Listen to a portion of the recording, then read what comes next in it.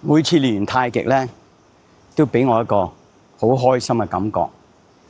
每日都要求自己進步啲。其實我啲學生咧一路都進步緊㗎。差唔多時候要佢哋要參加比賽啦。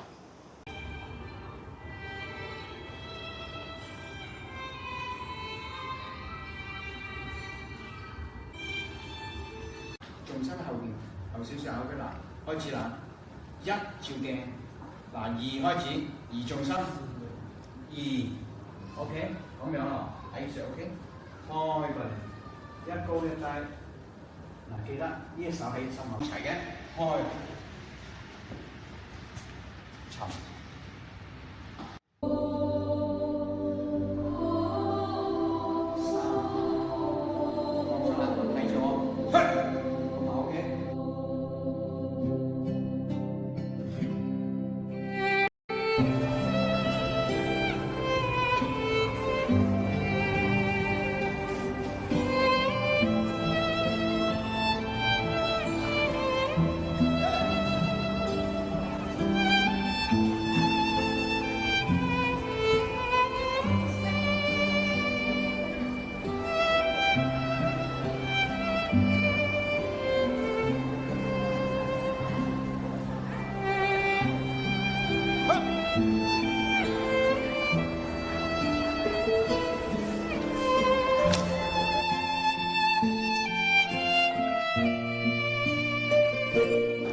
參加太極拳比賽，梗係為咗提升情緒價值。一來鍛鍊下自己嘅身體，二來咧就想了解自己多啲。咁因為你練拳嗰陣時候咧，對自己嘅身心同埋心靈嘅狀態，佢都會好集中同埋了解自己噶嘛。咁平時有好多嘢咧都會錯失咗嘅，咁或者根本都唔了解自己。但係你練拳嘅時候咧就會了解啦。咁所以我都好開心啦，能夠追隨到師傅學習陳氏太極拳啦。咁另外仲有一班好嘅師兄弟嘛，師姐師妹。咁最重要就係有啲咩嘢成堆人一齊去做，好似今日咁樣參加比賽，個情緒價值係100分㗎啦。咁所以係對於我成個人嘅身心平衡啊都有好處咯。咁所以你問我點解玩呢啲比賽啊？點解練太極啊？呢個係不二之選嚟㗎啦。